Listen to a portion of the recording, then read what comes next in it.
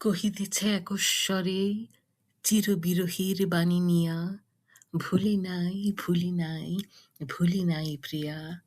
মহারাজ, কোন মহারাজ্য কোনো দিন পারে নাই তোমারে ধরিতে, সমুদ্র স্তনিত পৃথ্বী হে বিরাট তোমারে ভরিতে। নাহি পারে তাই এই ধরারে জীবন উৎসব শেষে দুই পায়ে ঠেলে মৃত পাত্রের মতো যাও ফেলে। তোমার কীর্তির চেয়ে তুমি যে মহৎ, তাই তব জীবনের রথ পশ্চাতে ফেলিয়া যায় কীর্তিরে তোমার বারংবার। জীবনে রেখে রাখিতে পারে আকাশের প্রতি তারা ডাকিছে তাহারে, তার নিমন্ত্রণ লোকে লোকে নব নব পূর্বাচলে আলোকে আলোকে। পর্ব ৮। কয়েকদিন পরই আমার বাংলাদেশ যাত্রার দিন হলো। আইসিআরসির বদৌলতে আমার যাত্রা। ওরা আগেই সংবাদ পাঠিয়েছিল ঢাকায়, আমার ভাইয়ের কাছে। পরে আবার টেলেক্স পাঠালো নির্ধারিত ফ্লাইটের নম্বর আর সম্ভাব্য সময় জানিয়ে।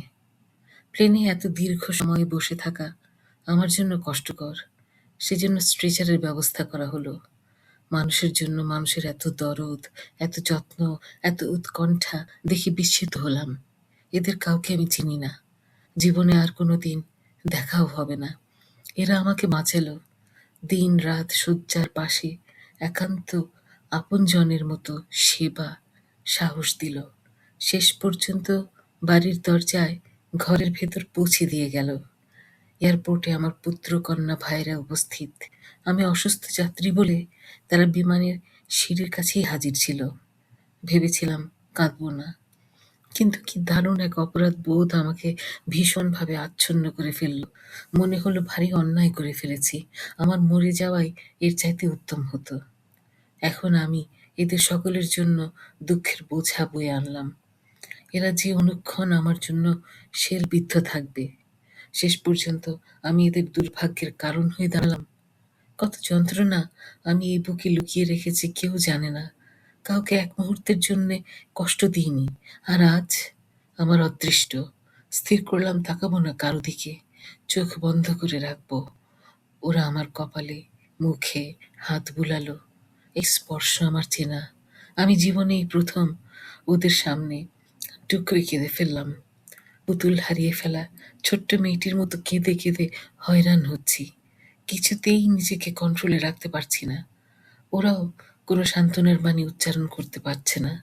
ওদের মতো শোকাহত আর কেউ নেই। তাদের কণ্ঠরুদ্ধ, ভাষা নীরব। তাদের না বলা কথার ঢেউ আমাকে আরো ব্যথিত, মথিত করছে। শেষ পর্যন্ত বাসায় এলাম। কান্নার উচ্ছ্বাস হ্রাস পেল। বড্ড দুর্বল শরীর, তাই বিশ্রাম। পরের দিন ভোরে চোখ মেলে দেখি ওরা আমার চারপাশে। ওদের হাসি মুখ দেখে আমার প্রাণ জুড়ালো। ছেলে বলল, আম্মা, কোনো চিন্তা করো না, তুমি মেডিসিন খেতে হবে আর কিছু এক্সারসাইজ করবে, তারপর তুমি একদম ঠিক হয়ে যাবে। তারপর সকলেই একে একে আমার অনুপস্থিতিতে কি ঘটনা ঘটেছে, কার কেমন কেটেছে, সব গল্প বলে গেল। তাদের আব্বা আমাকে বিমানবন্দরে রিসিভ করতে এসেছিলেন আগেরবার। আমি যথাসময়ে না পৌঁছানোর কারণে দারুণভাবে ভেঙে পড়েছিলেন। তারপর আমার জীবিত থাকার সংবাদে তিনি কিছুটা শান্ত হন। এবার তিনি বিমানবন্দরে আসেননি, আমি জানি, ধরা পড়ার ভয়ে। এরা আমাকে চট্টগ্রামে নিয়ে যাবে। ভ্রমণের ক্লান্তি দূর হলেই ওরা আমাকে নিয়ে এলো আমার বাসায়। ইলিয়াস খান অফিসেই ছিলেন। আমি ঠিক বুঝতে পারছি আমার এই অবস্থা মোকাবেলা করা তার জন্য খুবই কঠিন। সে তো শান্ত প্রকৃতির, অস্থিরতা তাকে মানায় না, তাই সে যতক্ষণ পারে লুকিয়ে থাকতে চায়। যথারীতি অফিস থেকে তার বাড়ি ফেরা হলো। আমি আমার বিছানাতেই ছিলাম। কাছে এসে বসলো, জিজ্ঞেস করলো কোথায় ব্যথা, কি কি সমস্যা। হাসি হাসি মুখে করে এসেছিল আমার কাছে, কিন্তু অঙ্গহানির দুঃসংবাদে মুখে কালো ছায়া নেমে এলো। জানি আমার এই ক্ষতি তার বুকে কত বেশি করে বাজছে। কোনো মন্তব্য করা তার পক্ষে সম্ভব ছিল না। উঠে হাত মুখ ধুয়ে খেতে গেল। পরে এলো আমার পাশেই বিশ্রামের জন্য। প্রশ্ন রাখলাম, কেমন আছো তুমি? উত্তর দিল না। তারপর আরো যে ছোট ছোট কথাবার্তা। তারপর বললাম, আমাকে পাশের রুমে থাকতে দাও। আমার মতো একজন রোগীর ঘরে তোমার থাকা ঠিক নয়। তোমার ডিস্টার্ব হবে। কোনো উত্তর নেই এবারও। জোর করতে বলল, না, তুমি এখানেই থাকবে, অন্য কোথাও নয়। তবে আমাকে একটা সিঙ্গেল বেডের ব্যবস্থা করে দাও। সেসব পরে দেখা যাবে। পরে আমি একটি সিঙ্গেল বেড লাগিয়ে নিয়েছিলাম আমার চলাফেরার সুবিধা মতন। শহরের বড় বড় ডাক্তাররা আমাকে দেখে যান, আশ্বাস দেন সেরে উঠব বলে। শুনে আমারও ভালো লাগে, কিন্তু বিশ্বাস হয় না যেন। বন্ধু বান্ধব, আত্মীয় স্বজন একের পর এক আমাকে দেখে যাচ্ছে। সবাই নয়নের সলিলে ভাসছে আমার এই করুণ অবস্থা দেখে। উল্টো আমি তাদের সান্ত্বনা দিয়ে সেরে উঠব, আবার আগের মতো হয়ে যাব। কিন্তু মনে মনে আমি ধারণা করি আমি আর কোনোদিন আগের মতো হব না। কত পঙ্গু মানুষ আমি দেখেছি, তাদের জন্য কত মমতা সহানুভূতি ছিল। শয্যা পাশে বসলেই তারা কেঁদে ফেলতেন। সেসব কথা মনে পড়ে, তাই আমি আর কাঁদি না। তাছাড়া আমার স্বামী, ছেলে মেয়ে, আমাকে কেন্দ্র করে যাদের জীবন, তাদেরকে বেদনা দূর করে রাখতে আমার ভালো লাগে না। শারীরিক অক্ষমতা সত্ত্বেও আমি মনের দিক থেকে পঙ্গু নই। তাই আমি তাদের সুখ শান্তির কোনো রকম অন্তরায় সৃষ্টি করিনি, বরং বাড়িতে একটা স্বাভাবিক আবহাওয়া বজায় রাখার চেষ্টা করেছি। আমার পৃথিবী ছোট হয়ে আসছে ক্রমশ। ঘরের ওই ছোট কোণাটিতে আবদ্ধ হয়ে পড়ছি। আমার যন্ত্রণা, আমার বেদনা যেন আমি একাই উপলব্ধি করতে চাই। তা সত্ত্বেও আমি দেখতে পাই ওরা আর আমার উপর নির্ভর করে না। যে যার কাজ ঠিকমতো করে যাচ্ছে। এমনকি ইলিয়াস খানও একটু আধটু কাজ নিজে করেন, যেটা তার অভ্যাসের মধ্যে পড়ে না। পত্রপত্রিকা পড়ে মন ভালো রাখার চেষ্টা করেও ভালো থাকতে পারছিল না। বিকেলের দিকে ইলিয়াস খান আমার পাশেই থাকেন। কোথায় আমার অশান্তি জানতে চান।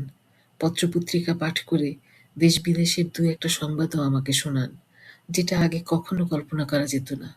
এরকম একদিন তার হাতখানি আমার হাতে রেখে বললাম, এই যে মলিয়া পর, তোমার সঙ্গে একটু অন্যরকম গল্প করি। আমি কেন বেঁচে আছি জানো? উত্তর না পেয়ে আবারও বললাম, আমার বাঁচবার কোনো প্রয়োজন ছিল না, তবুও আমি বেঁচে এসে তোমার কাছে পৌঁছালাম। তার একটা নিগূঢ় কারণ আছে। উৎসুক দৃষ্টি মেলে বলল, বেঁচে থাকারও কারণ থাকে নাকি? নিশ্চয়ই থাকে, তার প্রমাণ দিতে পারি। একটা কথা শুনলে তুমি অবাক হয়ে যাবে। তোমার মলির সঙ্গে আমার দেখা হয়েছে। দেখলাম নিবিষ্ট চিত্তে কাগজ পড়ছে। এই, তোমার জানতে ইচ্ছে করছে না মলির কথা? জিজ্ঞেস করছো না কেন? আচ্ছা, জিজ্ঞেস না করলেও চলবে। শুনে যাও আমার কথা। বাড়ি আসার 2 সপ্তাহ আগে ইভার সঙ্গে একটা বাসায় যাই। গিয়ে দেখি মলি আপা। আমার স্মৃতিতে সে এতই জীবন্ত যে তাকে চিনতে আমার একটুও সময় লাগলো না। ভীষণভাবে চমকে উঠলাম। সে অনুভূতি ভাষায় প্রকাশ করা সম্ভব নয়। যথাসম্ভব স্বাভাবিক থেকে তোমার মলির সঙ্গে অনেক আন্তরিকতার সঙ্গে আলাপ করলাম। অনেক আদর করলেন তিনিও। তোমার স্ত্রী বলে নয়, তার এককালের পরিচিত জন বলে। গল্পে তোমার প্রসঙ্গ আসলো। আমি থামলাম। এবারও কোনো উৎসাহ বা বিতৃষ্ণা কোনোটাই তার মধ্যে পরিলক্ষিত হলো না। তোমার মলিকে জিজ্ঞেস করলাম তার বরের কথা, মনে পড়ে কিনা। মলি আপা বলল, পড়ে, তবে জীবন বাস্তবতার ছোঁয়ায় পরিপূর্ণ। কল্পনার ঠাঁই নেই সেখানে। তাছাড়া ওর সঙ্গে বিয়ে হলে তো তাকে পালাতে হতো। আর 10 জন বাঙালি মেয়ে যা করে, সেদিক থেকে বেঁচে গেছি। আমার স্বামী আমায় খুবই যত্ন করেন, দৃষ্টি রাখেন আমার দিকে। না হলে ঘরে বাইরে এত খাটতে পারতাম না। আমি বললাম, আপনি খুব ভাগ্যবতী মলি আপা। গাছেরও খেলেন, তলারও কুড়ালেন। আমরা যারা ঝুঁকি নিতে ভয় পাই, তারা একুল ওকুল দুকুলই হারায়। মলি আপা বললেন, তোমার ওকুল না থাকতে পারে নীলা, তবে একুল নিশ্চয়ই আছে। তোমার কিছুই হারাবার কথা না। তোমার মধ্যে অজানা আছে। তোমার এত বিদ্যা বুদ্ধি থাকতে তুমি ঘরেই থাকো, স্বামী দেবতাটিকে সেবা যত্ন করো। সুতরাং তোমার তৈলঢালা স্নিগ্ধতনু বাঙালির দেবতাটি নিশ্চয়ই তুষ্ট আছেন। আবার গিয়ে তোমার বাড়ি আমাকে যেতেই হবে। তোমার দেবতাটিকে আমার দেখার খুব শখ। মলি আবার গল্প শুনে তোমার কেমন লাগছে? এতদিন পর আমি তোমার মলে আবার সমাচার এনে দিলাম। তুমি হয়তো তার কথা কত জানতে চেয়েছো কে জানে। এবার আমাকে বর দাও, যেন মরে গিয়ে তোমার সব ঋণ শোধ করে দিই। ইলিয়াস খান তার হাত সরিয়ে নিলেন। এটাই তার উষ্মা প্রকাশের লক্ষণ। মলি আবার স্বামী, ছেলে মেয়ে, সংসারের সব খবরই তাকে দিলাম। নীরবে সব শুনে তার কাগজ পড়া শেষ করলেন। আমার ছেলের মেডিকেল কলেজের পড়া শেষ, এখন ইন্টার্নশিপ করছে। মেয়ে আমার ইংরেজিতে অনার্স করে এখন, শেষ বর্ষ শেষের অপেক্ষায়। তারা যতক্ষণ বাসায় থাকে ততক্ষণ আমার পাশে। আগের মতো আমি আর তাদের পড়ার জন্য তাড়া করে ফিরি না। ওরা আমার কাছে থাকলে ভালোই লাগে। আগে তাদেরকে আমি গল্প শোনাতাম, এখন ওরাই আমাকে গল্প শোনায়। ওদের সারাদিনের অভিজ্ঞতার কথা আমাকে শুনতেই হবে। কিন্তু ওরা তো জানে না এত উচ্ছ্বাসের গল্প শোনার নটে গাছটির পাতা ঝরতে শুরু করেছে। দিন দিন আমার দুর্বলতা বাড়তে লাগলো। আর বেশিক্ষণ বসে থাকতে ভালো লাগে না। ওরা পিড়াপিড়ি করে বসে থাকার জন্য বলে, বলে এত শুয়ে থাকলে শরীর দুর্বল হয়ে যাবে। মনে মনে বলি, দুর্বল হয়েছি বলেই তো শুয়ে থাকি। বাসায় আয়া, খানসামা আরও অনেকেই আছে। তারা সময় পেলেই আমার কাছে এসে বসে থাকে, শুনতে চাই আমার আরোগ্য লাভের সম্ভাবনার কথা। আমি শোনাতে চাই যে আমিও সুস্থ হয়ে উঠব। কিন্তু ওদের চোখে আমি হতাশার ছাপ স্পষ্টই দেখতে পাই। আমার মায়া মমতার শিকড় চারিদিকে বিস্তৃত। আমার একটু এদিক ওদিক হলেই টান পড়ে, কিন্তু মূল শিকড়টি যেন কোনো মাটির আশ্রয় পায়নি, তাই অকালেই উৎপাটিত হলো।